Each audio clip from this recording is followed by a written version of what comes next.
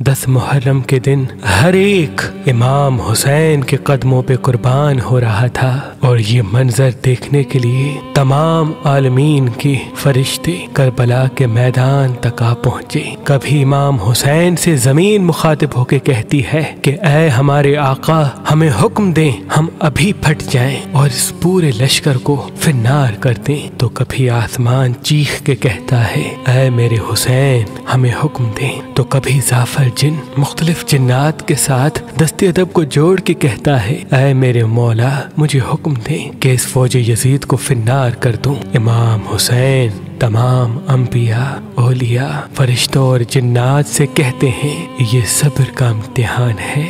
मेरा अल्लाह मेरा सब्र आजमाना चाहता है और मेरे खून से ही इस्लाम को जिंदगी मिलेगी, क्योंकि मेरे शहीद होने के बाद रहती दुनिया तक किसी भी यजीद की ये मजाल ना होगी कि कोई मेरे नाना हजरत मोहम्मद मुस्तफ़ा सल्लल्लाहु अलैहि वसल्लम की शरीयत को झूठा कहे। बस सब मौला हुसैन का इम्तिहान देख रहे हैं। इमाम हुसैन अली अकबर के सीने से बर्छी निकालते हैं तो कभी अपने 6 माह का बच्चा कुर्बान करते हैं। जब आपके साथ कोई न रहा, आप ख़याम में आते हैं, बीबियों से अलविदा कहते हैं। इमाम सज्जाद को वसीयतें करते हैं कि इस्लाम के लिए हर दुख तकलीफ को बर्दाश्त करना, लेकिन कदम कदम पे अपने नाना की रसालत की गवाही देते रहना। बस जैसे ही बीबियों से अलविदा कह के जुलजना को हुक्म देते हैं कि ऐ मेरे घोड़े, मुझे मैदान में लेके चल। जुलजना आगे नहीं बढ़ता। इमाम हुसैन जुलजना के कदमों में देखते हैं कि आपकी बेटी सकीना जुलजना के पैरों में लिपटी हुई है।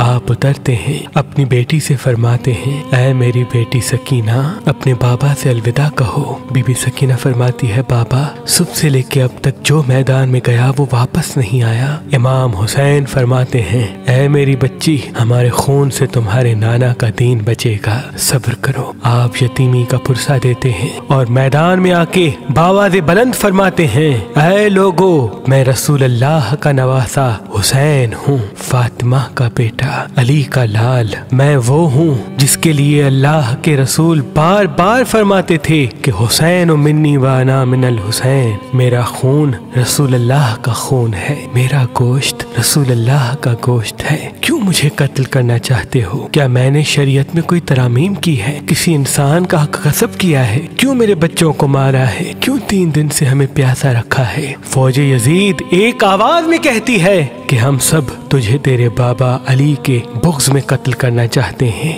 फिर आप फरमाते हैं आज जो इस्लाम का परचम तुम हाथों पे बुलंद करके खड़े हो, ये परचम मेरे बाबा अली ने बुलंद किया था। खैबर और खंदक में अगर मेरे बाबा अली ना होते तो इस्लाम की फतह नामुमकिन थी। आज उस अली को ये सिला दे रहे हो कि उसकी औलाद को इस बयाबान में भूखा और प्यासा करके कत्ल कर रहे हो। बस उमर बिन साद कहता है कि हुसैन की बात ना सुनो, हमला कर दो। तारीख ने लिखा इमाम हुसैन अलैहिस्सलाम के मद्दे मुकाबिल जो भी आया वो फिन्नार हुआ। जमीन पे इससे पहले ऐसी जंग ना देखी गई कि एक 3 दिन का भूखा प्यासा शेर की तरह लड़ रहा है और फौज दूर दूर भाग रही है। बिलाखिर शिमिर उमर बिन साद ने ये सोचा कि ये अली का शेर है, इससे मुकाबला करना नामुमकिन है। पूरी फौज को कहते हैं कि एक साथ इमाम हुसैन पे हमला किया जाए, लेकिन कोई भी इमाम हुसैन के करीब न जाए। दूर दूर से इमाम हुसैन को तीर मारे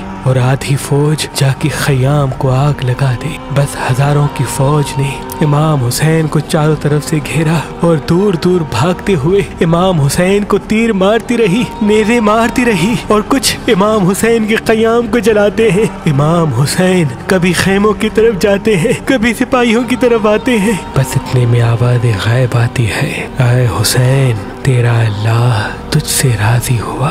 इमाम हुसैन तलवार को रोक लेते हैं। फौजी अश्किया जैसे ही इमाम हुसैन की रुकी हुई तलवार देखते हैं तो वो लोग जो इमाम हुसैन को देख के भाग गए थे वो भी करीब आने लगते हैं और दूर दूर से जिसके हाथों में जो चीज होती है वो इमाम हुसैन की तरफ फेंकने लगते हैं। तारीख ने लिखा जिसके पास नेज़े थे वो नेज़ा मारने लगा, जिसके पास तीर थे वो तीर मारने लगा, जिसके पास तलवारें थी वो तलवारें मारने लगा, जिसके पास मारने के लिए कुछ न था, वो करबला की गर्म जमीन से मिट्टी उठाता और इमाम हुसैन की तरफ फेंकता। तारीख ने लिखा, आपके जिस्म पे इतने तीर थे कि आपका जिस्म मुबारक दूर से नजर तक नहीं आ रहा था। आपने चाहा कि आप अल्लाह के दरबार में सजदा करें। आप अपने आप को घोड़े की जी से जमीन की तरफ लेके जाते हैं, लेकिन आपके जिस्म मुबारक पे तीर इतने थे, ना आप जमीन पे थे न घोड़े की जी पे थे, तीरों के मुसल्ले पे थे। ये मंजर तमाम अंबिया देख के ज़ारो कतार रो रहे थे। बस जो भी इमाम हुसैन का सर काटने के लिए करीब आए, इमाम हुसैन के चेहरे में उनको रसूल अल्लाह का चेहरा नजर आए और वो चीख के दूर चला जाए। बस शिमर ने कहा, ये काम मुझसे होना है। बस शिमर करीब आता है, इमाम हुसैन के सर से अमामा उतारता है, आपके बालों में हाथ डालता है, छुरी को गले पे रखता है, पहली ज़र्ब चलाता है। हजरत आदम अलैहिस्सलाम अल्लाह के रसूल से फरमाते हैं, या रसूल अल्लाह, आगे मैं नहीं देख सकता। जैसे ही दूसरी ज़र्ब चलती है, हजरत नूह अलैहिस्सलाम फरमाते हैं, या रसूल अल्लाह, आगे मैं नहीं देख सकता। जब तीसरी ज़र्ब चलती है, हजरत इब्राहीम अलैहिस्सलाम फरमाते हैं, या रसूल अल्लाह, मैंने तो अपने बेटे की कुर्बानी के वक्त ही अपनी आंखों पे पट्टी बांध ली थी, आगे मैं नहीं देख सकता। बस ज़र्ब चलती रही। एक वक्त ऐसा आया, अल्लाह के रसूल ने आंखें बंद की और फरमाया, ऐ अली, अब आगे मैं नहीं देख सकता। बस एक वक्त ऐसा आया कि इमाम अली ने भी आंखें बंद की और बीबी फातिमा से फरमाने लगे, ऐ फातिमा, आगे मैं नहीं देख सकता, अब तू जान, तेरा बेटा जाने। बीबी फातिमा ज़हरा मक्तल में देखती है कि शिमर मुसलसल इमाम हुसैन के गले पे खंजर चला रहा है। आप करीब आती है, दोनों हाथ इमाम हुसैन की गर्दन पे रखती है और फरमाती है, ऐ शिमर, ना मार, मेरे बच्चे को ना मार, मैंने चक्कियां पीस के इसको पाला है, ये तेरे रसूल का नवासा है। लेकिन अफसोस, शिमर मुसलसल इमाम हुसैन के गले को काटता रहा। शिमर देखे इमाम हुसैन के मुसलसल लब हिल रहे हैं। सोचा कि शायद हुसैन हमें बद्दुआ दे रहे होंगे। करीब आके जब सुनते हैं तो इमाम हुसैन फरमा रहे थे, ऐ अल्लाह, मेरे बच्चों की कुर्बानी कबूल करना, मेरे अजीज व अकारिब की कुर्बानी कबूल करना। तेरा शुक्र है कि तूने अपने महबूब के इस नवासे हुसैन को इस अजीम इम्तिहान के लिए चुना। मेरी कुर्बानी कबूल करना।